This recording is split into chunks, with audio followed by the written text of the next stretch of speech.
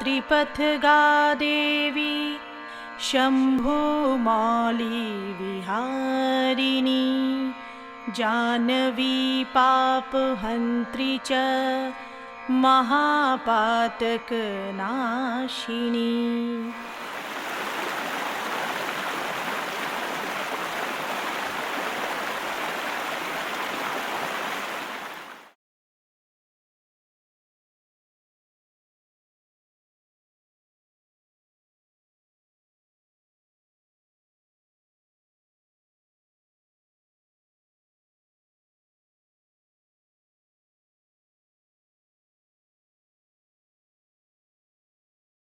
मां गंगा ने मुझे बुलाया, ये शहद मेरे भीतर से उठे हुए शब्द थे। तब भाइयों बहनों, गंगा के आरंभ से लेकर के आखिर तक मां गंगा जो चीख चीख करके कह रही है, कोई तो मेरा बेटा है, कोई तो मेरा लाल है, जो मुझे इन गंदगी से बाहर निकाले। बोलिए गंगा मैया की। कि गंगा बचेगी तो देश बचेगा, और अगर गंगा नहीं बचेगी तो देश भी नहीं बचेगा। क्योंकि गंगा भारत की संस्कृति की, भारत की समृद्धि की, भारत की परंपराओं की और भारत की सभ्यता की पहचान है। गंगा हमारे आत्मबल और मनोबल की भी पहचान है। गंगा के किनारे ही विकसित हुई है, गंगा से ही हमारी पहचान है। हम उस देश के वासी हैं जिस देश में गंगा बहती है।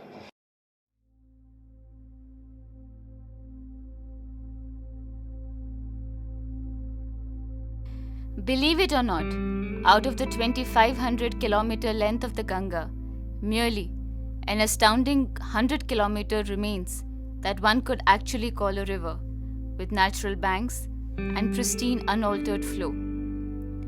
The rest has been reduced to a fragmented collection of tunnels, reservoirs, canals, and simply dry riverbed.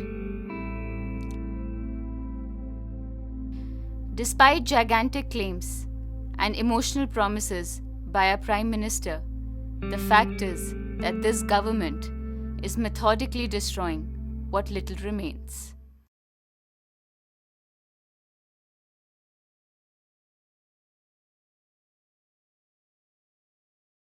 Even though the government is aware that hydropower projects cause the Ganga to disappear into tunnels and deteriorate the water quality, it yet continues to consider such projects.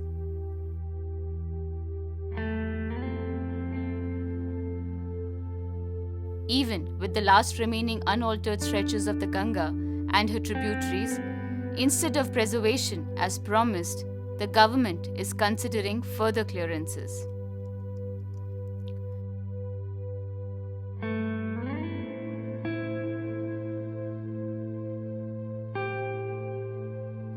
The Ministry of Environment and Forest has ample grounds through studies it has conducted and the veritable proof of floods and disasters to cancel clearances to hydropower projects on the Ganga.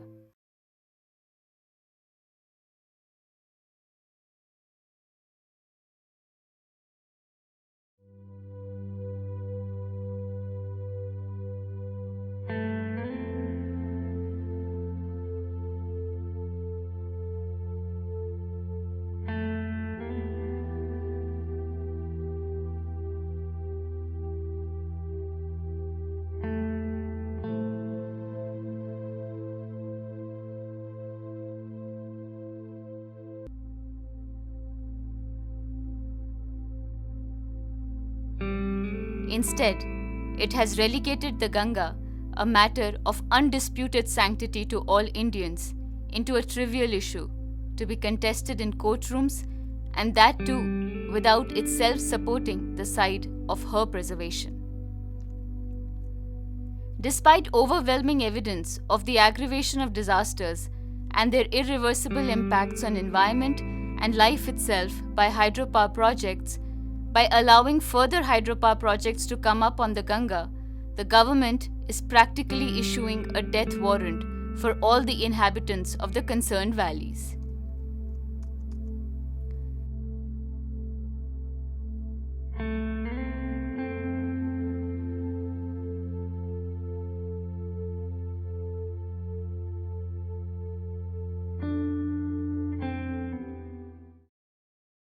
This is what Prime Minister Modi said. Ganga se lena nahi, dena hai. In 2013, there was a disaster of unprecedented magnitude on all major and minor tributaries of the Ganga: Yamuna, Bhagirathi, Mandakini, Alaknanda, Dhauli Ganga, Pindar, Bhundar Ganga, Khero Ganga, Kali Ganga, and all the other tributaries. This disaster prompted the Supreme Court, on its own initiative, to investigate whether mushrooming of hydropower projects in the state of Uttarakhand aggravated the disaster of 2013. Subsequently, the Ministry of Environment and Forests in 2013 formulated a 14-member expert body chaired by Dr. Ravi Chopra to investigate into the matter. देखो, अब पीछे से अगर पानी माना ज़्यादा आ रहा है और आगे आपने उसको छेद ही कम छोड़ रखा है तो वो नुकसान करेगा ना। और ये आप वहाँ जाकर के देखेंगे उसके डैम के पीछे पूरा फ्लड जमा हो।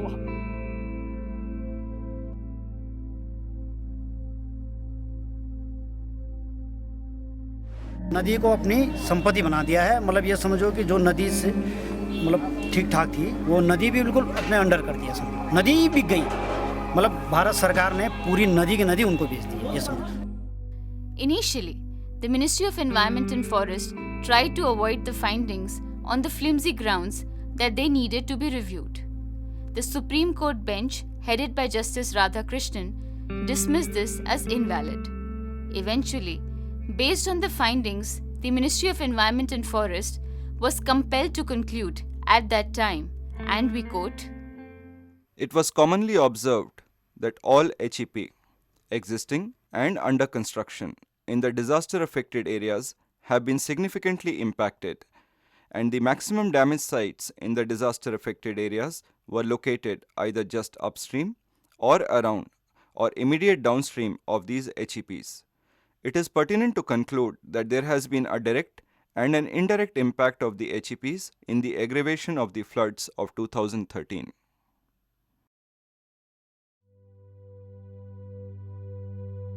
Ravi Chopra Committee recommended that 23 out of 24 hydropower projects on the Ganga and her tributaries in the Uttarakhand valleys be cancelled. Wildlife Institute of India (WII) had also raised concern on all 24 projects. The court issued a stop order on all the 24 projects.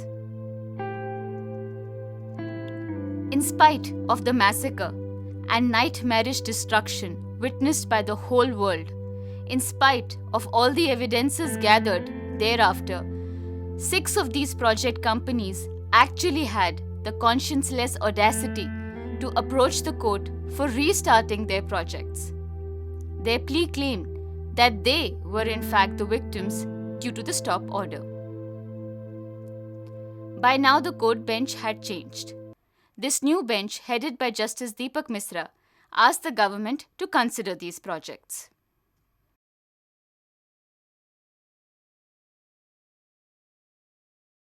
Thus, in a reversal of direction, wherein the court had started out to gauge the role of existing and under construction hydropower projects in the aggravation of the Uttarakhand disaster, it now was headed in the opposite direction of considering restarting proposed hydropower projects.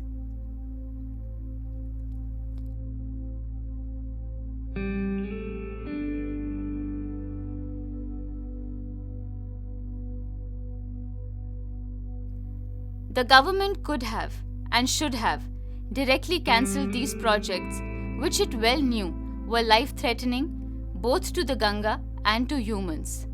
It did not.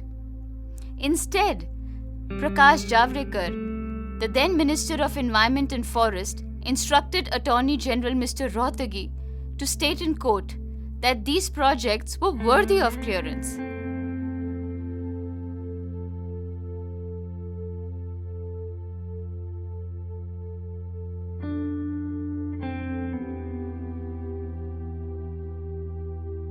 And not only this, in thus recommending the projects, Mr. Javadekar subverted the truth, because the 4-member committee which he himself had formulated to arrive at a conclusion on these 6 projects, had clearly stated, and we quote,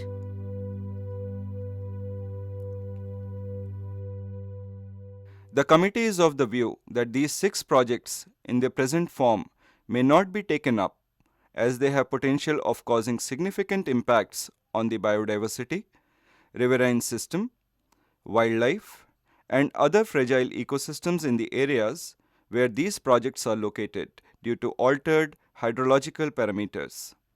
As such, entire process of according clearances to these projects warrants review."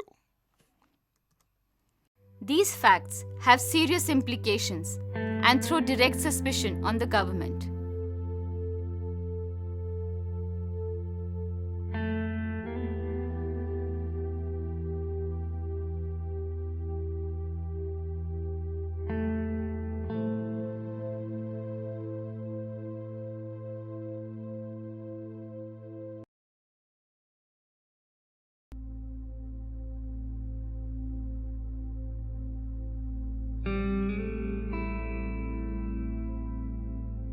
The shocking story does not end here. The minister, not satisfied with this conclusion, formed another committee to review this conclusion. Amazingly, the head of this committee, Mr. B.P. Das, in his position as vice chairman of the Expert Appraisal Committee, was the very person who had cleared these projects previously. So what does the government do? Government appoints a committee on a committee, this time headed by one Mr. B.P. Das. And who is this gentleman, Mr. B.P. Das?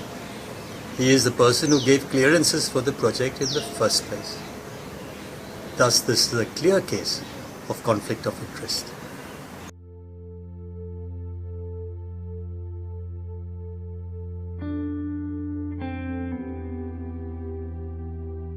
Similarly, there were other grave discrepancies. Not surprisingly, the committee produced the desired result. It cleared the projects with certain adjustments. Why then Mr. B.P. Das, previously as co-chair of the Ravi Chopra committee, agree to the cancellation of these very projects?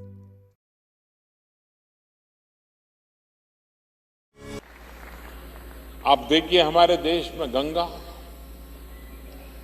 आप मुझे बताइए भैया, हमारी गंगा शुद्ध होनी चाहिए कि नहीं होनी चाहिए? मैंने जब ये बात उठाई तो लोग कहते हैं मोदी जी आप अपने आप को मार रहे हो, ऐसी चीजें क्यों हाथ लगाते हो? अगर सरल चीजों को हाथ लगाना होता तो लोग मुझे प्रधानमंत्री नहीं बनाते। Despite tall promises of the Prime Minister, the facts in fact reveal the opposite.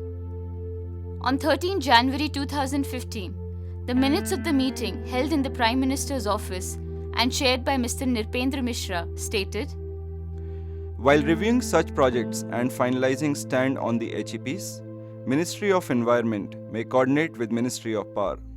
It is necessary to place the correct picture regarding the critical need of the projects in Uttarakhand for green power and for livelihoods before the court."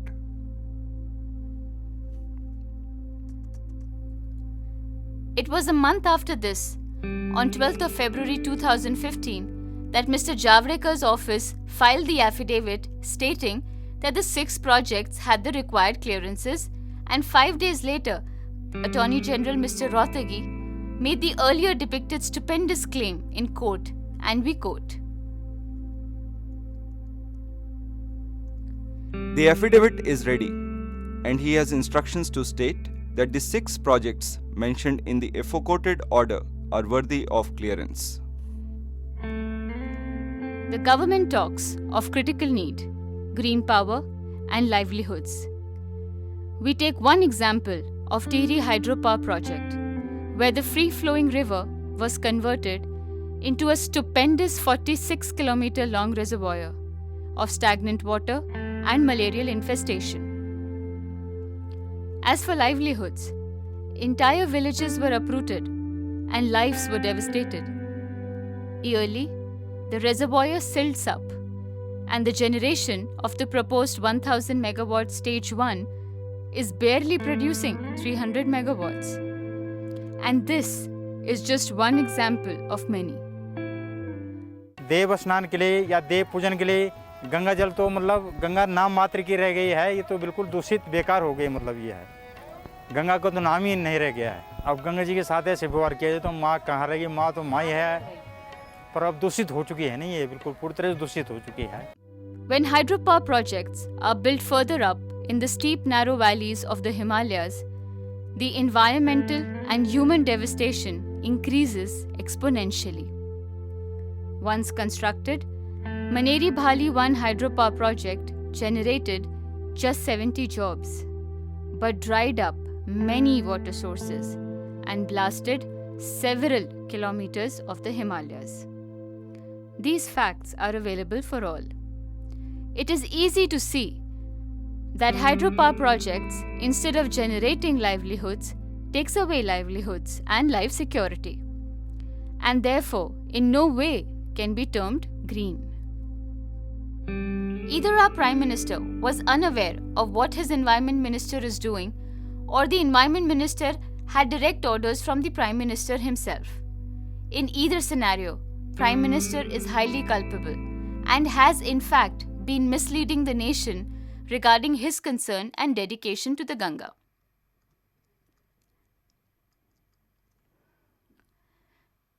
Are these the measures that you meant when you promised the nation that Ganga se lena nahi dena hai? You have set up a Ganga Rejuvenation Ministry. How can you rejuvenate a river that does not even flow? Are you not demeaning the very culture of our nation? By breaking the flow of the Ganga, you break the flow of India's civilization. Can there be a greater attack on our cultural identity than this?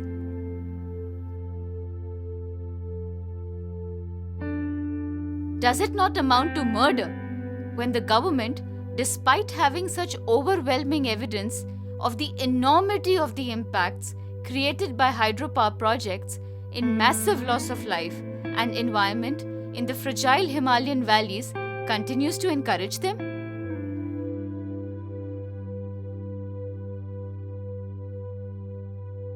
Does it not amount to deception and fraud when knowingly your government sanctions such projects as will cause further degradation and disappearance of Mother Ganga? Is this the Raksha you promised in your political speeches?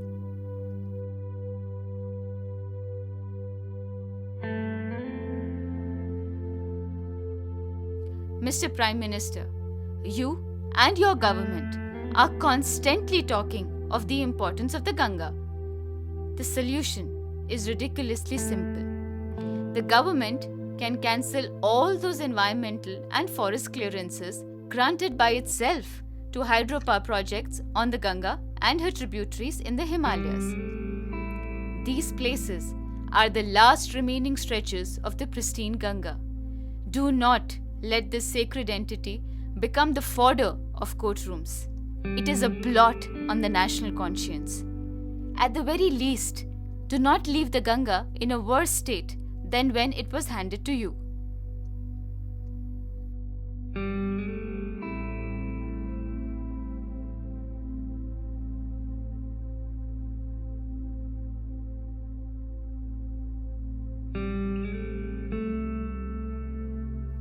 The intentions and manipulations of the government are frightfully clear. Unless we do not take a stand and raise a loud voice, this mindless destruction and exploitation will not stop. If we want to leave something of the original Ganga for the next generation, we have to protest against our Himalayan valleys turning into rubble dumps and coffins for our people. We cannot stay silent. To stay silent means consent. We request you to watch this and send it to as many people as you can. Hold public meetings and write letters of protest to the Prime Minister and the Ganga Rejuvenation Ministry. Lastly, fools still ask, what is the alternative to hydropower? Our reply is, there is no alternative to death and destruction of our priceless heritage. In fact, Mother Ganga is a world heritage, and should be declared as such. Let the Ganga flow untouched, as she has done since ancient times, like our civilization.